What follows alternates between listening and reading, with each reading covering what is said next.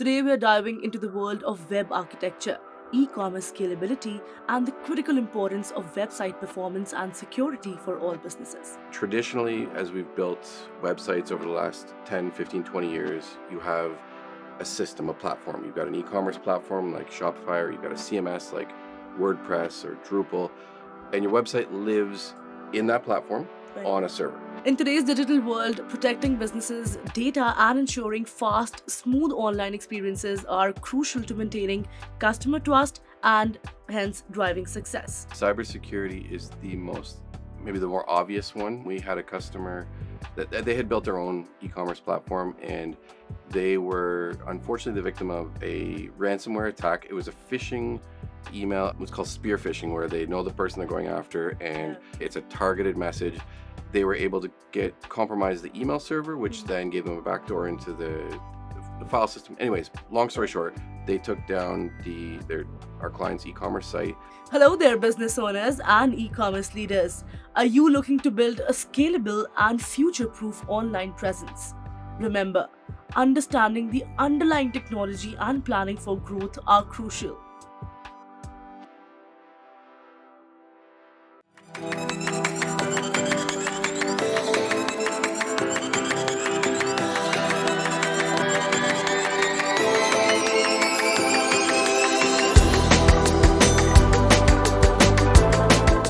Hi, this is Kripa Anand, and welcome to the Canadian SME Small Business Podcast, where we explore the essential technologies and strategies that empower businesses to thrive in the digital age. Today, we are diving into the world of web architecture, e-commerce scalability, and the critical importance of website performance and security for all businesses. Now, recent trends highlight the increasing need for flexible and scalable web solutions, the challenges of expanding e-commerce reach, and the ever-present threats to cybersecurity and website speed. This discussion today will provide valuable insights for businesses looking to build a strong and future-proof online presence. Joining us today is Justin Cook, President of Internet Marketing and Development at Ninth Co, a Toronto-based team of digital experts specializing in web development and digital marketing. Today, we'll discuss explaining headless architecture, challenges in scaling e-commerce, and why cybersecurity and website speed should matter for all businesses. Let's begin. Firstly, Justin, welcome to the podcast. How are you doing today? Excellent. Thank you for having me. It's our pleasure. Now, Ninth Co has a unique background, right? Let's start by discussing what exactly is, headless architecture, and please explain it in a way that is, easily understandable for the layman, because a lot of people don't understand the technical words. So go ahead. Headless as a concept sounds technical and complicated. Yeah. And in some ways it is, but actually the notion of it is very simple. So traditionally, as we've built websites over the last 10, 15, 20 years, you have a system, a platform. You've got an e-commerce platform like Shopify, or you've got a CMS like WordPress or Drupal, and your website lives in that platform on a server. So you think of it kind of looks like this, where you've got your website front end, which then talks to it's a vertical, yeah. Yes, and you got your functional layer, and then behind you've got your database, and it worked really well. It allowed us, back in the day we used to make things manually, so this allowed us to build and scale websites quickly, and it worked really well for a time. But then over time, as we've used this paradigm, we've discovered the drawbacks. So what happens when Black Friday hits or Boxing Week, and all of a sudden your sales 10x, but your server can't handle it, so it just grinds. It crashes, yeah. Exactly. Or what happens, the famous stories of like the janitor or someone leaves the password on a sticky note, and now the site's taken down by ransomware, right? So being on a single system has many drawbacks. Right.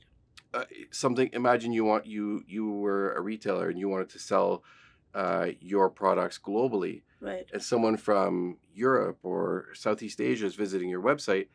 That data from the website is like traveling across the ocean, so they're waiting and waiting and waiting. So along came Headless, and they basically said, when I say they, engineers basically said, whatever you want your website, your e-commerce to live in, your products can live up here in this thing. You want to use Shopify, fine, they can use Shopify. You want to use Stripe for process, use whatever you want. They happen up here. But your storefront, let's chop it off. It's not attached anymore. It's Right. headless. Right. And what we'll do is that storefront it'll connect to the system, the Shopify or otherwise, it'll pull your products, your customers through security API, and then it will build your website statically and put it out on the cloud on a global CDN. Mm-hmm. So now hundreds of versions of your website live all around the world. Right. They're not connected to your data. They're not on a server. Right. So if different parts of the world are visiting your sites, they're getting a local version instantly. There's no connection to the data, so there's no risk of being hacked. And then if Black Friday hits or Boxing Week and you need to scale up 10 times, that's no problem because you're on a global CDN. You could just 10x the resources. Right. And then the next week when traffic scales back down, your resources just go back down. So it's basically solving for all of those scalability. It's basically like an elastic, right? When it's needed, it stretches. When it's not, it's perfectly in the shape. Yeah. So you just explained in like 5 seconds what took me much better than my explanation. No, definitely. That was a very clear and very helpful explanation. It sounds like headless architecture offers a lot of flexibility and future proofing for businesses' online presence. Yes. Now, building on the foundation of strong web architectures, many businesses aim to expand their e-commerce reach, right? Let's discuss the challenges involved in scaling. Now, scaling e-commerce across regions involves navigating regulations, logistics, and local customer preferences, requiring careful strategic planning beyond just, expanding reach. Justin, what are some of the significant challenges that businesses face when trying to scale their e-commerce growth across Canada and then internationally? And what strategic considerations come into play? Please shed some light. Okay, so let's first take Canada. It's a geographically broad and diverse landmass. Yeah.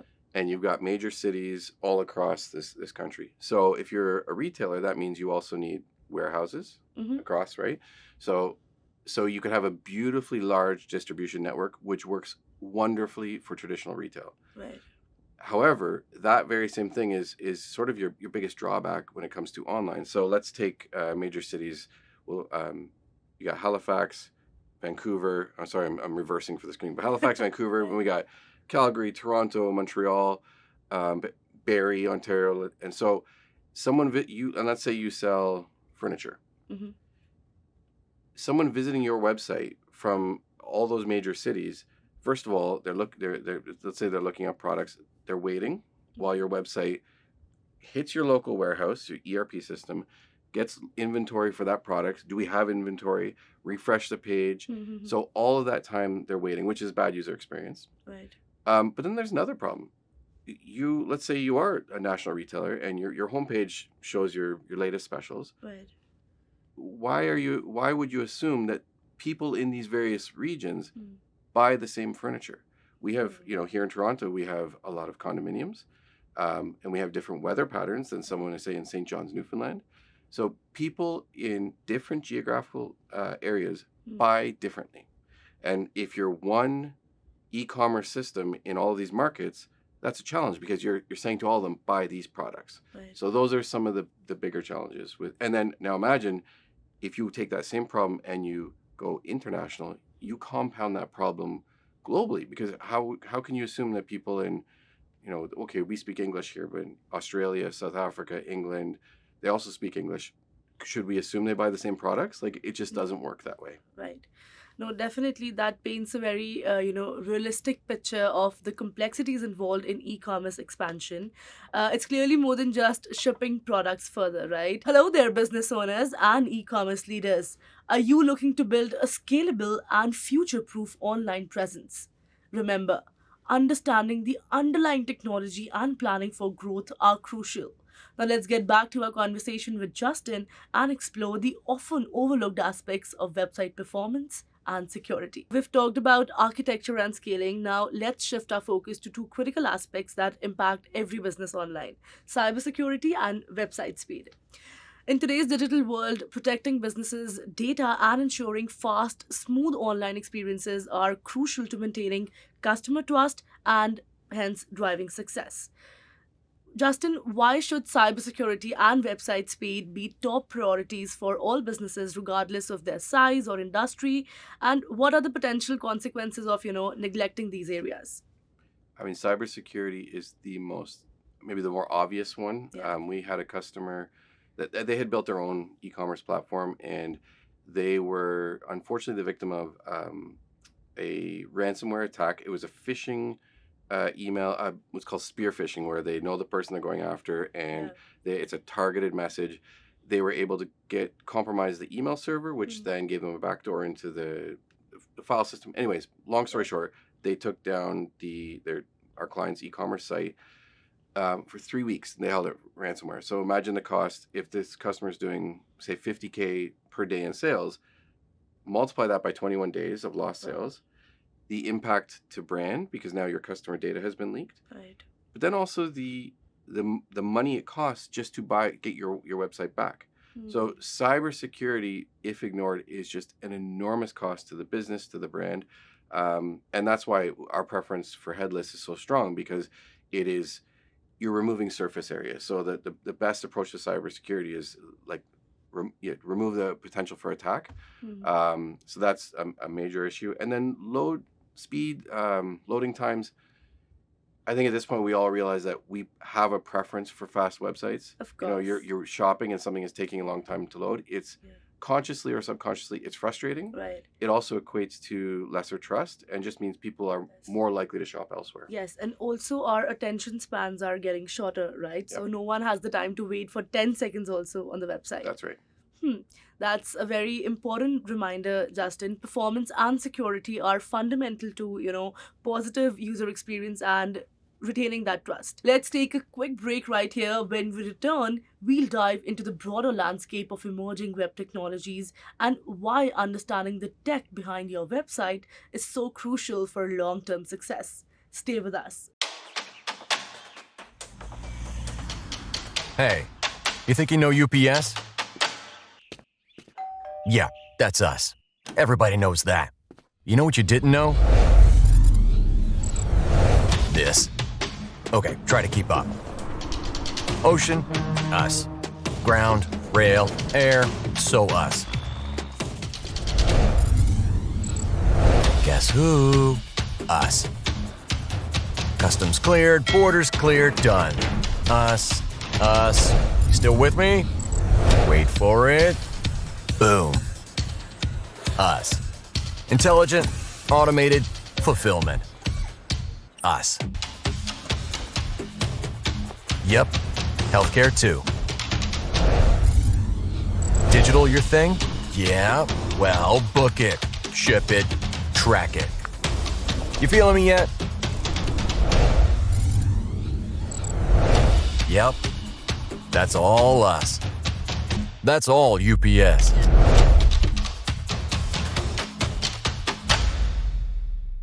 Welcome back, listeners. Now let's dive back into the conversation with Justin Cook. While AI is now a major focus, exploring other emerging web technologies can also greatly enhance your business's digital capabilities, right?